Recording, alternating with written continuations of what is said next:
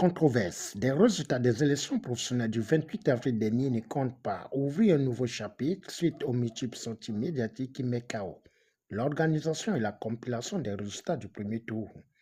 C'est dans ce cadre que le numéro 1 du Sénat-Classe, Roger Ondo Abessolo, leader d'opinion et colonne vertébrale de la défense des droits des travailleurs, a été face à la presse nationale et internationale pour démystifier l'organisation et le processus de cette élection en présence de son état-major ce jeudi 7 mai. Au lendemain des résultats partiels des élections professionnelles organisées pour la première fois dans notre pays, je me fais l'obligation de poser un diagnostic avec mes camarades du bureau exécutif de notre syndicat dans le cadre strict du ministère des Affaires sociales, de la protection de l'enfance et de la femme. Mesdames, Mesdemoiselles, Messieurs, la 5e République appelle chacun de ses enfants à prendre pleinement la mesure de ce qu'elle sera demain. Cette exigence est faite aussi bien aux Gabonais qu'à nos frères et sœurs venus nous prêter leur force de travail. Chers camarades, après la chute de l'équipe du président déchu, nous avons désormais le devoir, filles et fils du pays, ayant choisi d'œuvrer pour le bonheur des travailleurs du Gabon, d'être un peu plus exigeants à l'égard de notre gouvernement. Une exigence qui l'amènerait à rompre avec les pratiques du passé. Nous avons le devoir de rappeler à nos gouvernants leur mission de garant de l'équité et de la justice sociale. Par conséquent, ils n'ont pas à choisir parmi les syndicats ceux qui doivent être leurs interlocuteurs parmi les travailleurs.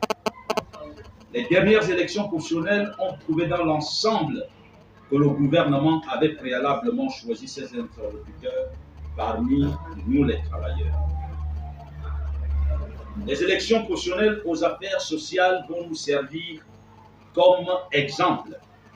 Le ministère des Affaires sociales regorge environ 3000 agents pour 9 syndicats, à savoir le CIPAS dirigé par le camarade Bernard Okoumesson, le SINEDAS dirigé par Madame Zan Edwige, le SAPAS dirigé par le camarade Pierre Nitza, le CITAS dirigé par le camarade Ibimba Rodrigue, le CNTS dirigé par Guy-Roger Mbouameni, le SINAPEF dirigé par les Indibou, la FETRAXIAS dirigé par Edwige Mongalina, le SEMPAS dirigé par Guy-Roger Nigo, le SINATRAS dirigé par Roger Selon, votre humble serviteur.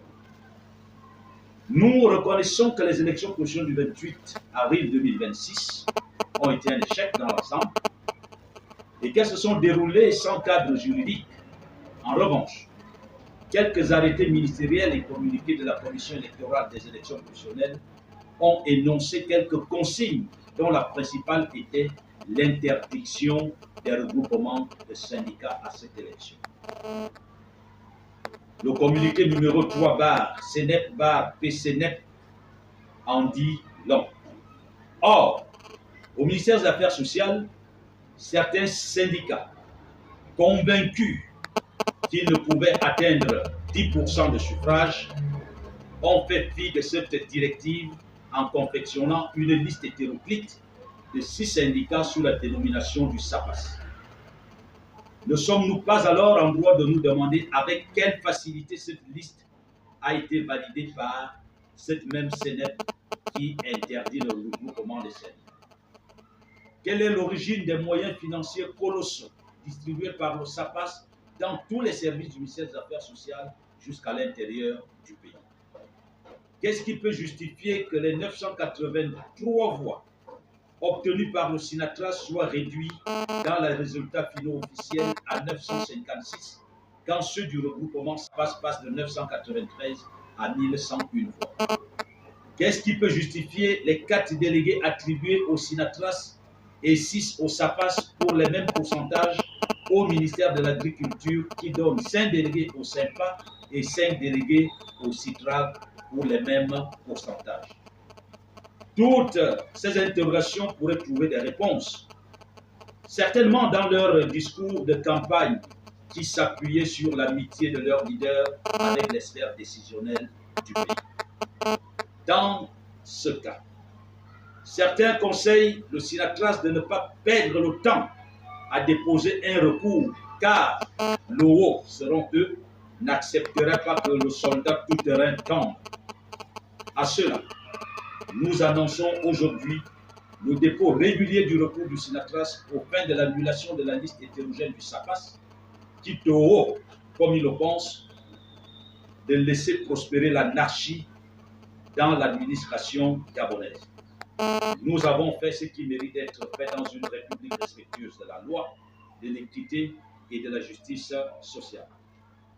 Eu égard à ce qui précède et les menaces dont sont victimes les agents du ministère des Affaires sociales, pour ceux qui sont soupçonnés d'avoir voté le Sinatras, nous prenons à témoin l'opinion nationale quant à ce qui pourrait découler de ces agissements dignes des imposteurs.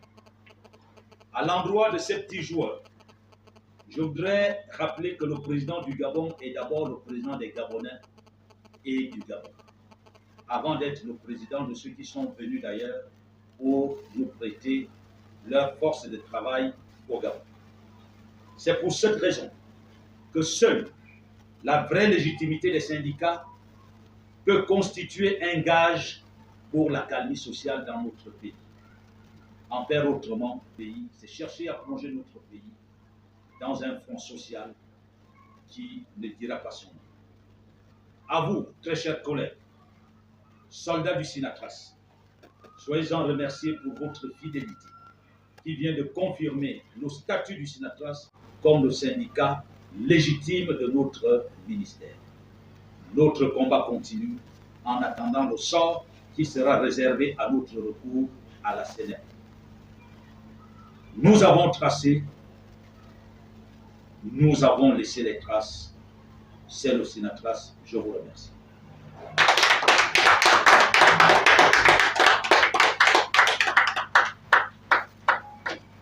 Notons que le Sinatras détient une base solide et des sympathisants qui reconnaissent les missions et combats du syndicat qui, depuis 10 ans, œuvrent pour la non-marginalisation des travailleurs sur le plan administratif et financier. Au finish, le Sinatras rejette avec la dernière énergie les résultats qui lui sont attribués et invite le gouvernement à reprendre ces élections qui font polémique dans le secteur public, parapublic et privé.